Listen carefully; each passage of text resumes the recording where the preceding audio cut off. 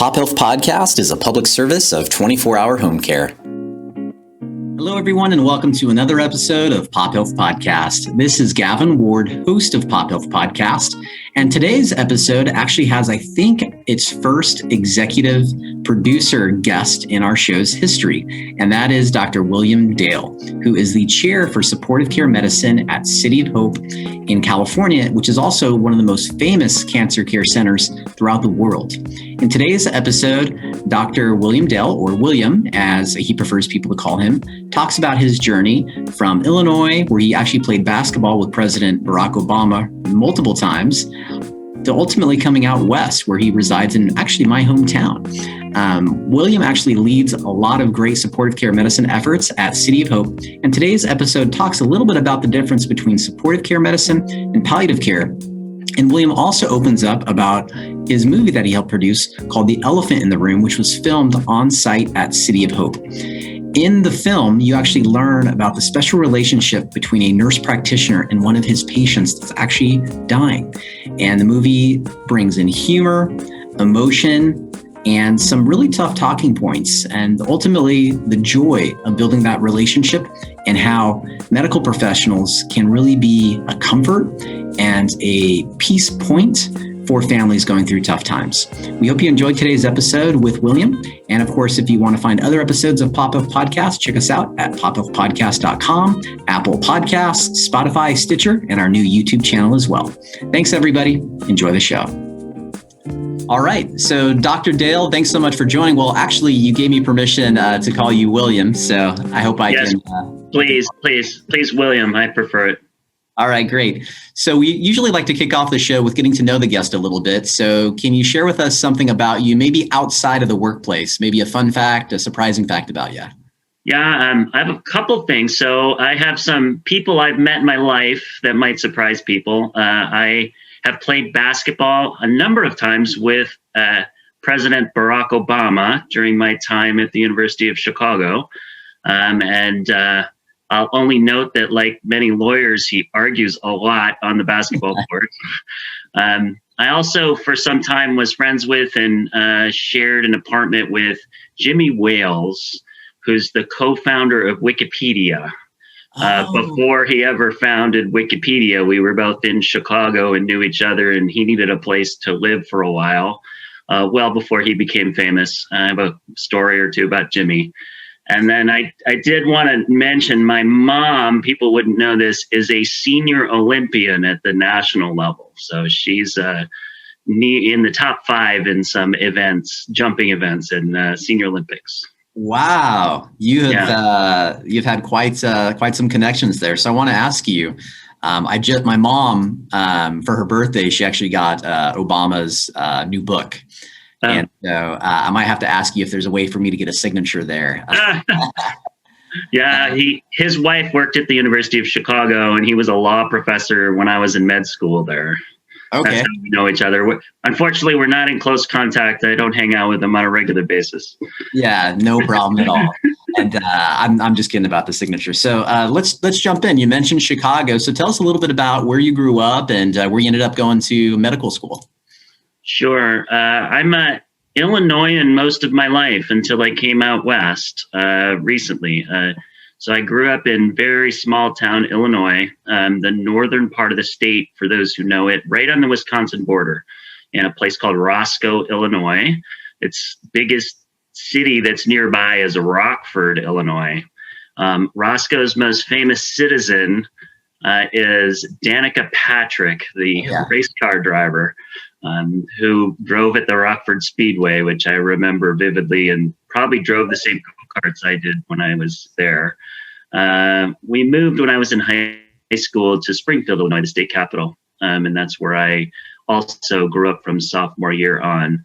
Very, very small town, rural area, just a few thousand people. And that's spent most of my childhood out kind of running around outside doing various things. I collecting animals in some ways into my house until I ended up going to the University of Illinois in Champaign when I finished high school. Okay, awesome. Really quickly, you mentioned collecting animals or bringing animals into the house. What type of animals, or was it insects, or? Everything you can imagine, believe it or not. So we had traditional pets, cats and dogs, but we lived in an area that we would just go out and sort of explore: forest, creeks, all that kind of stuff. Turtles, frogs, snakes. We caught butterflies. It was a little bit of everything. Anything we could bring home, we would bring home and sort of nurture and let them go after they had sort of been there for a while. And my mom was believed in us learning about the outdoors and thought this was a good way to encourage that interest. Nice. I'm trying to do the same with my kids, but right now silverfish are very scary to them. So we're trying to get them out of our house. We haven't figured out a trick there, but I can't help but say so. We moved here. The house we moved into had a lot of wildlife around it. It's in the foothills, and my boys find it amazing that I had all these pets. They're like, really? They had frogs in the house like that? That's so weird. And then one day I hear this like screaming and yelling in my house. I'm like, what is going on? And it turned out a little tiny baby possum had snuck into the house. Oh, wow. And my kids were like hiding in the bathroom and were like, get it to go away. And I was like, it's just a little scared little animal. They're like, caught it, took it back out, let it go, let it run away. But I was, impressed with the difference between my upbringing and my kids, who are, just not thear thing. I think our kids share that.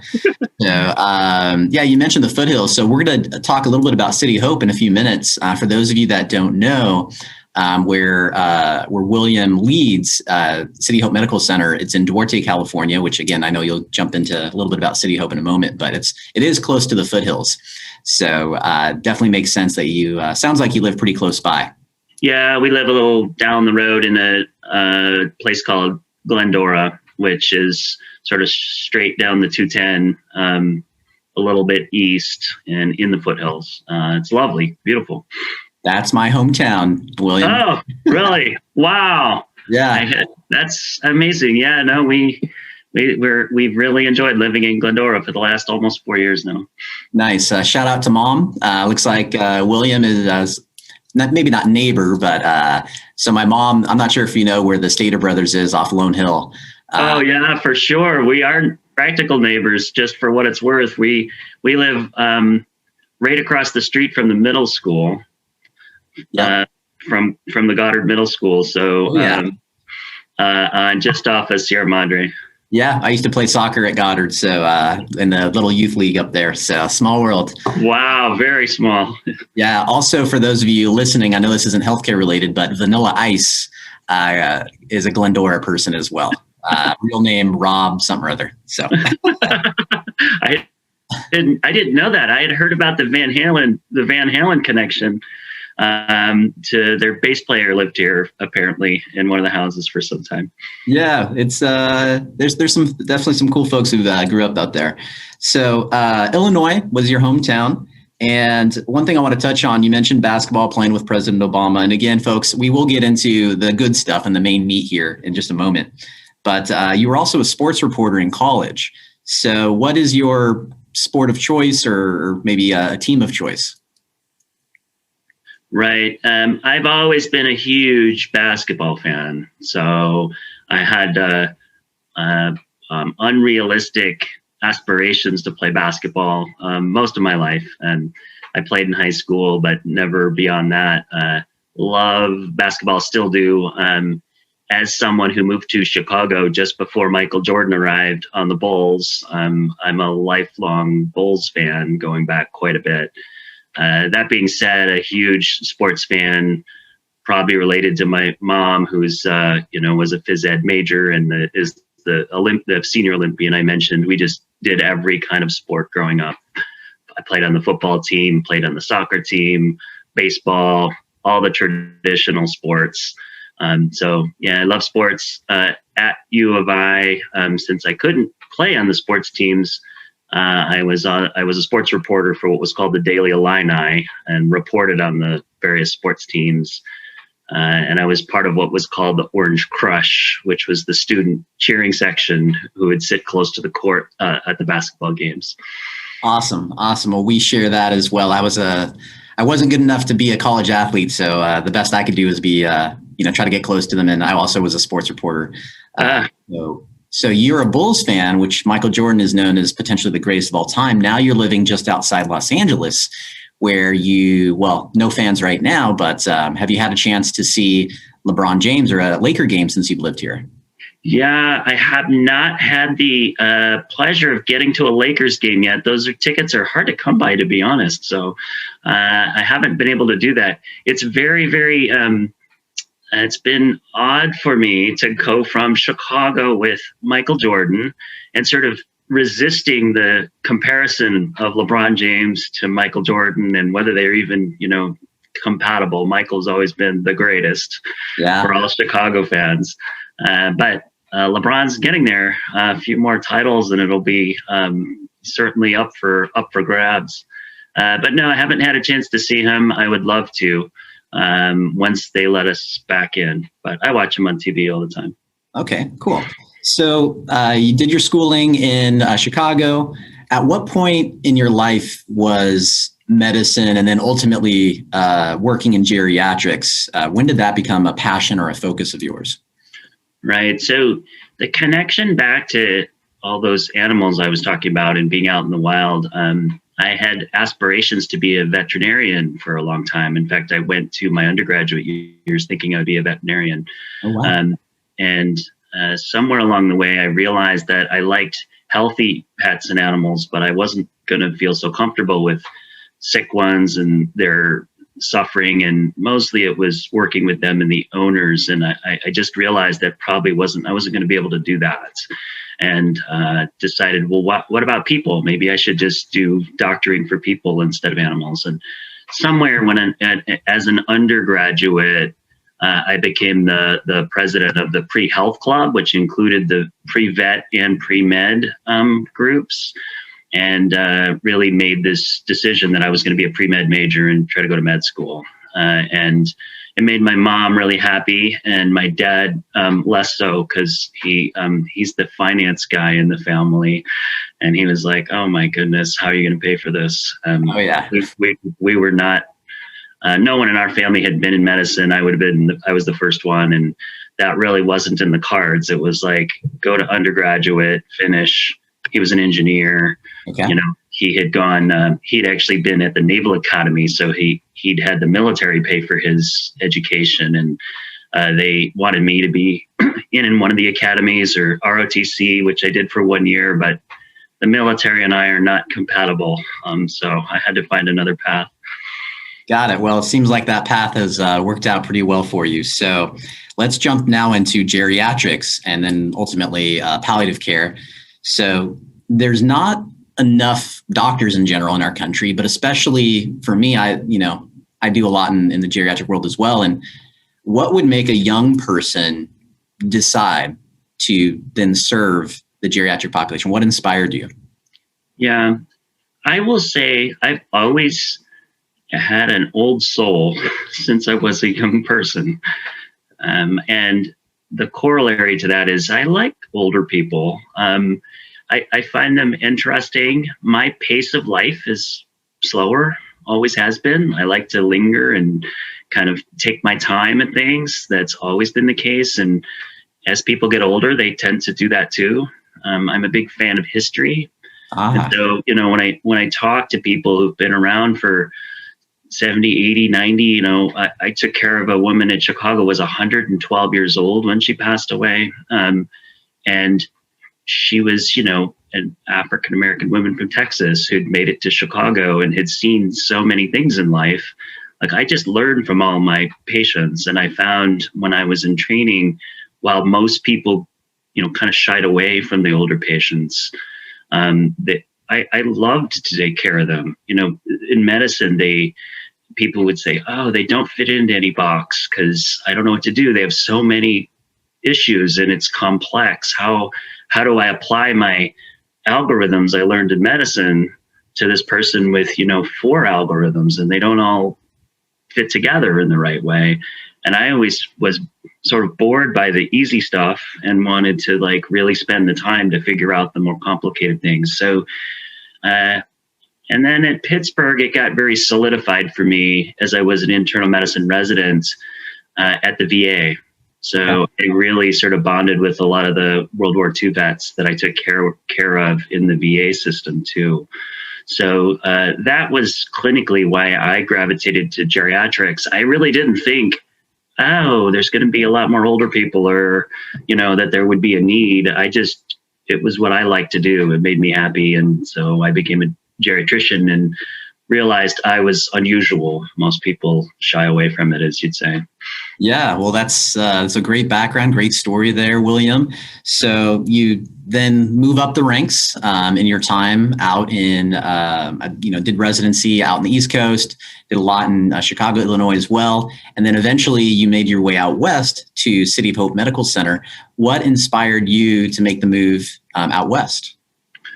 Yeah, I thought there's one other little piece here, which is in the middle of med school when I decided to get my doctoral degree. So I went back and got my PhD in health policy at the University of Chicago for a series of reasons for it, both personal and professional. But part of it was I've always been fascinated by population health and health systems, right? So one of the issues with older patients is how does our system fit together for them? It requires a kind of multidisciplinary approach. They're not as straightforward, and sort of how do we do that? So I spent some time learning and learning how to do research. So I was in this position of, clinically in geriatrics, from a policy perspective, interested in Medicare policy and how do we take care of people and how do we bring the systems to them at University of Chicago, which is a very if you don't know, very academic place, very research heavy, and patient care in some ways was always a little bit secondary to advancing knowledge and everything. So I was happily working away, had become the division chief of geriatrics and palliative medicine at the University of Chicago after my residency, and making good progress, and had met Arthi Huria, who was a researcher at City of Hope and was a longstanding collaborator with her. And we were kind of building this new field of geriatric oncology together. And that, along with my growing interest in supportive care or palliative care, the position at City of Hope as a department chair became available. And I remember Arthi saying, hey, there's something here you might want to think about. Why don't you take a look at it? And I was at a point of my career of sort of plateauing as the division chief, feeling like, I had done in seven years a lot of what I wanted to do and was kind of itching to try something new. And I will say this, I always wanted to live in Southern California. Back when I was in high school, and I was a lifeguard for every, that 2 months of the summer in Illinois, and listening to the Beach Boys and the Eagles and kind of wondering what it would be like to be in Southern California. So that was also an appeal. Nice. How was the family? Was that a tough sell to the family, or were they, easily on board? How was that conversation? Yeah. I was looking everywhere in the country. This was including in Pittsburgh, where I had done my training, and out in New York, and here in California. My kids were a little skeptical. They were lifelong Chicagoans. They were not looking forward to leaving. One who was starting high school, and my twins who were, just finishing 6th grade. They were all kind of didn't want to move, as kids don't. They're used to what they do and have their friends. Yeah. My wife, as always, says, I'll do whatever you want. We're a team. We're going to figure this out. We'll go wherever you think is best for us. I'll support you. And then towards the end, as I was deciding, she said, I promise we can go anywhere you want, but I really hope it's California. And so that was, so she was an easy sell. We don't have family here, but we've always been a kind of a family unit, but not with an extended family. Her parents live in Florida. Now they retired to Florida. My mom, I told you about, still lives in Springfield, Illinois. My father passed away some years ago from lung cancer. So we didn't have that. My mom and my brother still live in Springfield. So Okay. yeah, we were kind of excited. We were ready for a change. Awesome. And I'm sure the weather teasing and joking at this time of year as we record in January is probably something that occurs. Yep. Okay. So tell the audience briefly, what is City of Hope and how is it different than traditional, acute care system? Right. City of Hope's a comprehensive cancer center. It's actually a national medical center, but it's a comprehensive cancer center, freestanding. So it's not affiliated with the university as many institutions are. And it's focused primarily on cancer, also on diabetes. And so as an institution, everything we do, including supportive care and geriatrics, is all around the care of cancer patients and our specialization in providing that care. And we don't have the traditional university setting.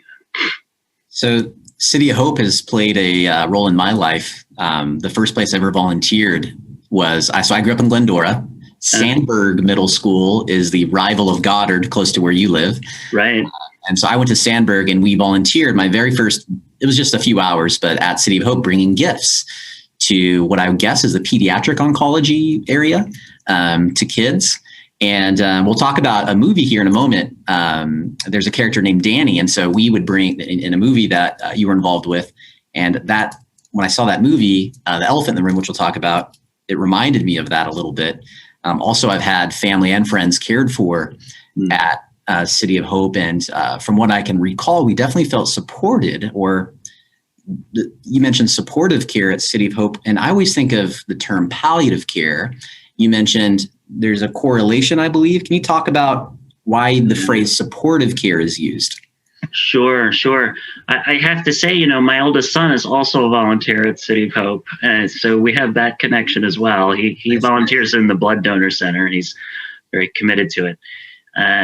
So the two terms, palliative care and supportive care, have kind of grown up together. And in some cases, they're used interchangeably, but they are somewhat different. And it's worth sort of just for a moment distinguishing that.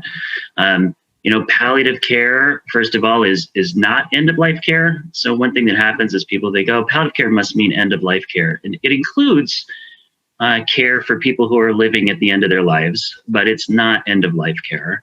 And it really has two components to it. One is symptom management, which can happen at kind of any part of your cancer journey or any medical situation where you have symptoms like pain or shortness of breath or fatigue or nausea and vomiting. So managing those quality of life affecting side effects of treatments and from cancer and other diseases is one big part of palliative care as a medical profession. Another part of it is what's termed goals of care. So conversations about how people are making trade-offs between extending their life in many cases and quality of life. And how do you make those decisions when you're trying to choose between them? So that's the profession of palliative care, which is really focused on physicians and nurses or nurse practitioners. Within that, if you have palliative care, supportive care is a broader kind of umbrella term, and our department represents that. Even you mentioned the volunteer program is in our supportive care department. So within that, we also have our biobehavioral groups. So we have psychiatry and psychology and interventional pain doctors who do procedures for pain are all within supportive care. Also social work, the volunteers, our patient and family education groups, even the interpreters. So this whole wraparound set of services is under the umbrella of supportive care. And City of Hope has probably the most extensive and integrated supportive care program in the country. And it's one of the draws to coming to be part of this department is it's rare for someone to pull them all together and have them work as this a team together. So that's a great explanation. We don't have time in today's episode, but for those of you that are interested in learning more about City of Hope and maybe the history of City of Hope and how they, first of all, didn't even take insurance and were helping with TB. We had the opportunity to sit down with your colleague, William, Dr. Vijay Trisal last year, and he goes into a little bit more about the history of City of Hope. So again, for those of you that are interested, feel free to check out that episode. So before we get into the elephant in the room, which definitely want to discuss with you, you mentioned policy during your time in Chicago. And one of the challenges that we've had over the years with palliative care is funding for palliative care services, often in the home as well. And so I wanted to touch base with you, William, and what is your current outlook on folks receiving reimbursement for palliative care services, and what's the current state of receiving reimbursement for palliative care services? Right. So the positive is that it's becoming better and better over time. So those services that we provide in palliative care are becoming recognized as not just add-on services, but essential services, particularly when it comes to cancer care.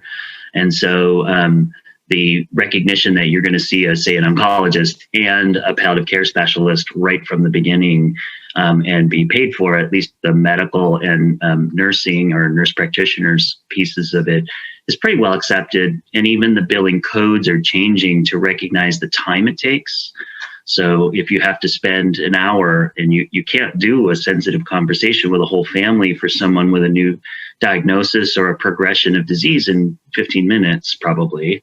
But if we're not going to pay people for their time, they're less likely to spend the time necessary for extended billing codes. So for those extra 15, 20, 30 minutes, to recognize that and pay for it. So the profession is doing better in that way. I think that where the progress is still to be made and is happening slowly are other services, right? So our social workers, for example, now have billing codes for certain parts of what they do, as long as it involves counseling the patients. So not merely, say, filling out forms to make sure that people find resources, but doing mental health services as a social worker is now recognized, and it can be billed for it.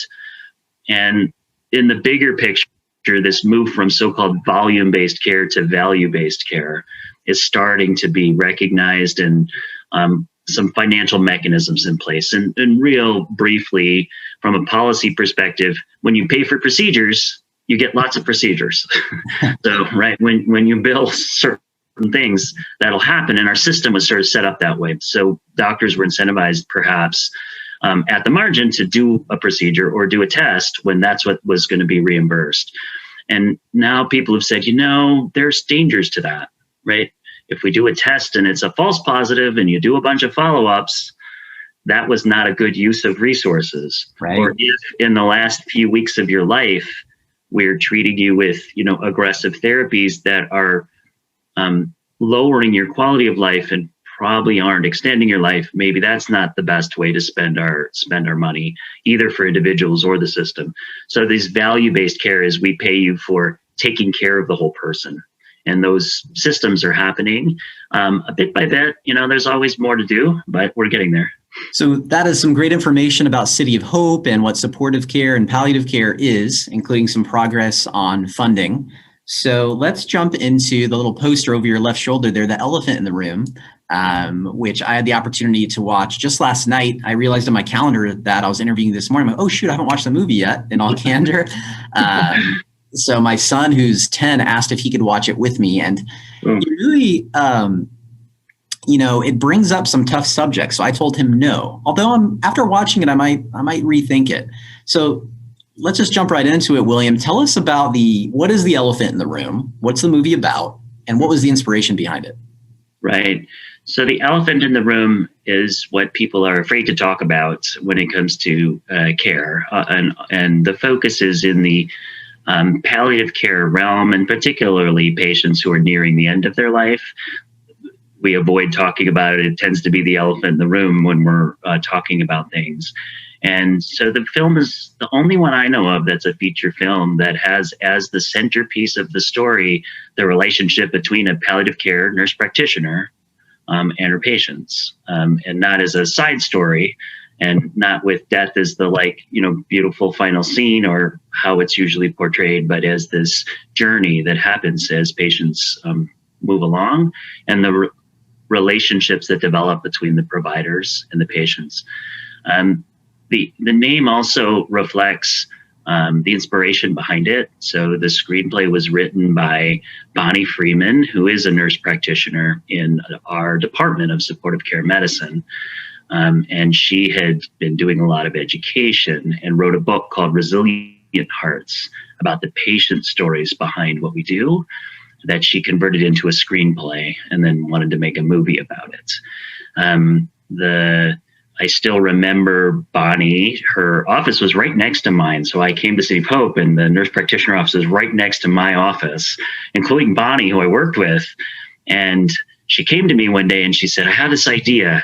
If you knew Bonnie, she always had ideas. So she was like, I have this idea. I want to make a movie from, I wrote a screenplay and I want to make a movie and we need to film it at City of Hope. And she said, can we do that? And I said, absolutely not, Bonnie. We don't film movies in the hospital. We take care of patients. I have no idea how to do that. And she said, well, would you just ask? And I said, yeah, I'll go ask on your behalf because, and to my surprise, with, some rules about how we would film it, they said, yes, you could do it under these circumstances. So that's how the film came to get started and filmed, at least. That's great. And so how did you, movies are not cheap, right? And this isn't the most, big screen, super popular. It's going to bring in hundreds of millions of dollars. So how did you fund this type of movie? Right. So I'll try to condense what's been a little bit of a let's keep trying story about the movie. So we really had no idea that we would finish it and have it be a feature film. And in fact, we thought it might be a good education vehicle. And if we could have something that served that purpose, that would be great. And if it was more, that would be an extra, cherry on top to that. So we started off, and got permission to shoot on weekends and at night over a certain amount of time at City of Hope. We used the Biller Center as the centerpiece for where people came in. Bonnie and her husband, Alan, who directs the film, asked people to act gratis, for free, basically. And so got professional actors to play the lead. And then a number of people from City of Hope, frankly, from our department to do different roles, kind of compatible with what they did for a living. And the most obvious example is the social worker in the film is a social worker at City of Hope, Rupinder Sittu, who plays that role. So she's the most prominent non-professional actor who that was the only acting she's ever done was as this social worker. And a number of other people, David Trejo, who runs our Biller Center, is in it. One of our physicians, Dr. Buga, is in it. And some of us, me and my family included, play some ancillary roles. So the labor was free, essentially. The location was free, essentially. And then, so on that budget, we were able to sort of do a fundraiser, one of the online fundraisers. And that's to advance it a little bit. They needed $10,000 to do it. They had raised less than that. And my wife and I, Tamara, believed in the film. So we were like, well, we'll get them to their 10,000 because if they don't, they have to give the money back. So we pushed them over that initial limit. That was just to get it filmed, done in the can and sort of ready for eventual production. But there's sort of more to get it to the finish line, I would say. That's another part of the story. But let me pause here, see if there's other things to say about that. Yeah, I think that's great. And you put your own, skin in the game based on your support of that. You mentioned David Trejo before we recorded. I had the chance to interact with David. He actually emailed me this morning because I'd shared with you before we started to record that, that I recognized him, and we took a quick pause in the recording today, and I had to click on something to get the recording going again, and I saw him reply back. So he said it was a pleasure, and it's cool to hear how so many other staff probably felt the same way. So so fortunately, it's not a gigantic amount of money to overcome, and you've helped them get there. So what happens next once you have it in the can? Then what? Yeah, and so that was the next part of the story. So it has a very inspiring part and a sort of a tragic part to it too. So Bonnie Freeman, right after the film wrapped, I still remember this. She went away on a vacation to visit family and was tragically died during this trip. So she passed away just as the film finished. And we were there with a film that needed to be finished, and without sort of Bonnie's guiding light, but it led to a lot of inspiring behavior for everybody. We were like, well, Bonnie wanted to see this through to the end. So Nico Vitacco, who plays the lead Michael, and Tamir Gedalia, who's the producer, and my wife and I got together and said, well, let's see if we can turn it into a feature film. And that meant a lot of post-production things, things that were all new to me. I had no idea, and would cost some more money to make it get there. So we actually got to meet with the post-production gentleman who helped with music and helps with all the film. David Eichhorn is his name. David is actually an Emmy award-winning post-production person. He has 3 Emmy awards. And he just was, like many of us, inspired by the film. He loved the story. We sat at his house with Bonnie and sort of talked with him. And he said, I just really believe in this. And so I'll basically charge you my costs to do this, to finish up production. But I won't charge my usual rates because I think it's so important. And so we determined to push ahead, and over the next 2.5 years and a significant amount more money on Tamara and I's behalf, we became the executive producers and sort of all worked together to bring it to a feature film quality. And David's professionalism made a huge difference for that. And then we were like, wow, we have a whole film. We have like a real film now, one that we could show. And we went on the festival tour. So we started submitting to festivals to see if it would get any interest. And I'll pause there, but that was like the next then. So we got that far. We got a film, pretty high quality, and then we went to the festivals to see, can we get others to say if it's any good or not. Yeah. So really quickly, do you ever think you'd be an executive producer before this experience? I joke that I took it off my bucket list, but it had never been on my bucket list. So I had to write it on first, and then I checked it off after we became the executive producers. And when it got attention, at the festivals, won some awards. It made it to the Chelsea Film Festival in New York, which is one of the serious festivals. We sort of thought, well, it's really going to turn into something. We've learned a lot. I feel like it's been a really interesting in this way experience for me. I've published almost 200 papers in my life. None of them have been cited as much as this film has been seen by people about our field. And so the chance to bring it to the outside of the group of us who care the most has been the most important thing to us for this. So we were amazed, honestly, when it ended up on Amazon Prime. Yeah, the great story. And one thing we haven't really discussed is some of the content of the film, and being fresh on my mind from watching it last night. I planned to watch it the previous weekend, didn't get to, but watched it last night. So I've been in healthcare, home care for 20 years and seen a lot. I know you've obviously seen much more than I have in your wealth of experience, but in the movie, you see that doctors and healthcare leaders, like the nurse practitioner character, Michael, was able to mix fun, humor, but also be very direct. At part of the movie where one of the leading actors, Cooper, who was a patient that Michael bonded with, Michael was able to be very direct with the family. And so it's interesting to see this guy who's funny, humorous, but also can be very direct, and it's appropriate to be very direct. So why from your lens is it important to share that with families, with the audience? Right.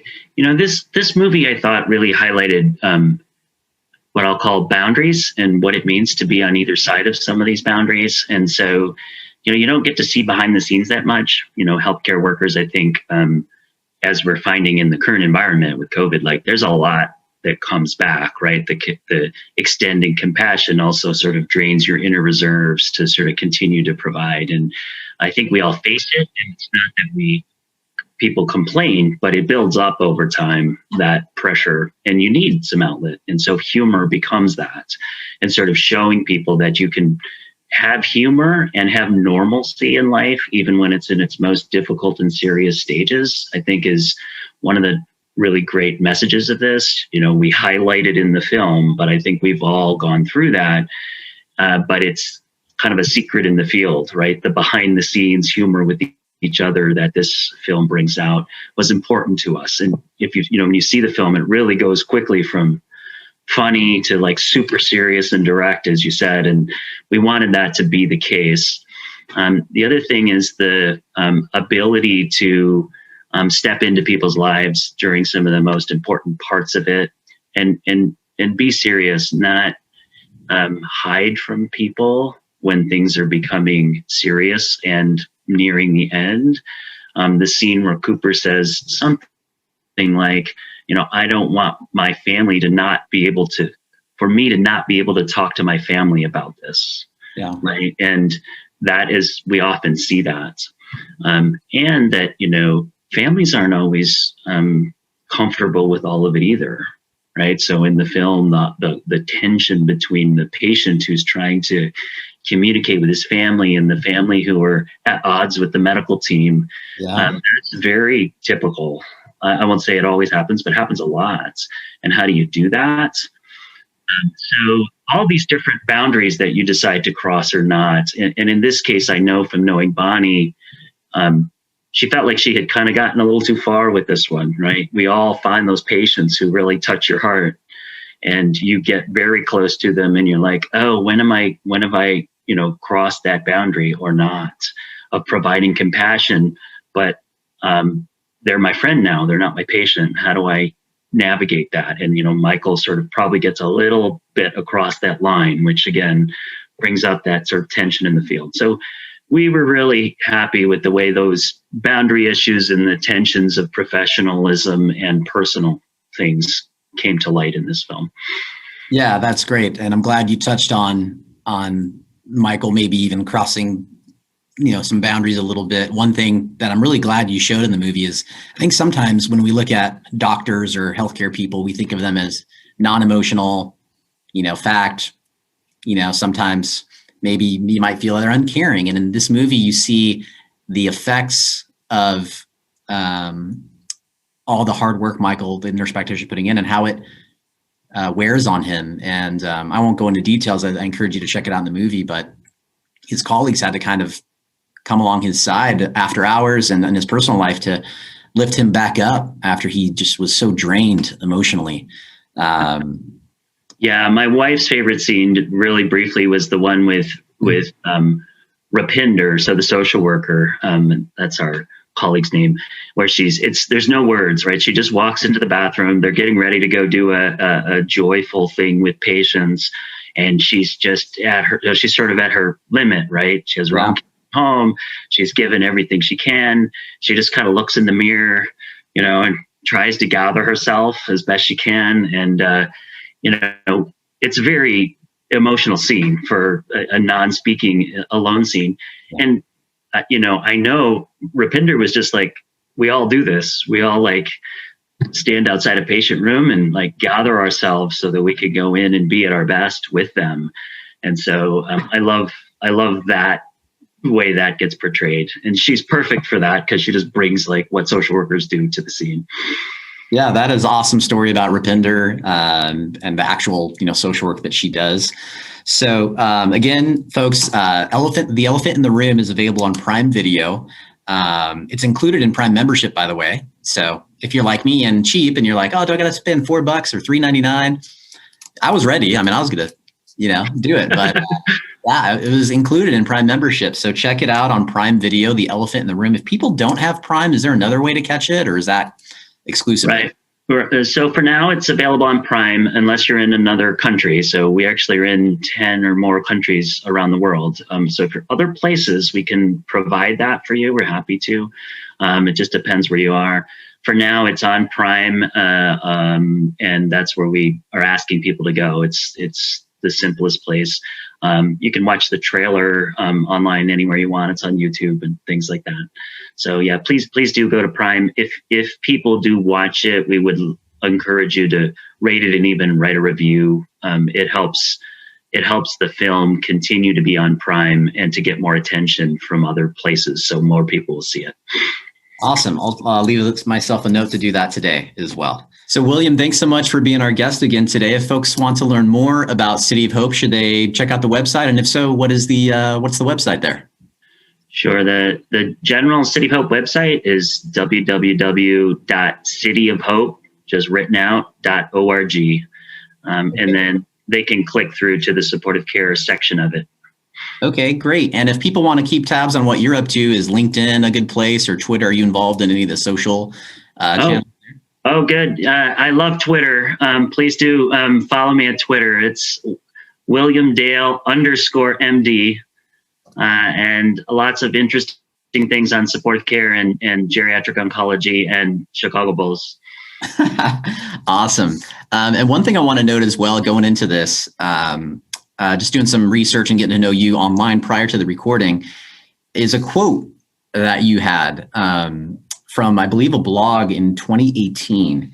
And it says, assume that motivations from others are good and positive rather than bad or negative. And I love that quote. And it's something I'm trying to teach my family, my kids. And it's obviously separate from today's main content, but I just want to say I appreciate that quote about you that I saw in 2018. Sure. It's one of my life lessons. It's easy to assume the worst, but better to assume the best. So I try to remind myself. Awesome. I'd like to thank one of our listeners, John, who just left us a wonderful podcast review. And a reminder, the reviews on Pop Health Podcast help keep our show visible, credible, and help bring in guests like some of those that you've seen or listened to already. So here's the review from John. The title on looks like Apple Podcasts is Wonderful Healthcare Podcast.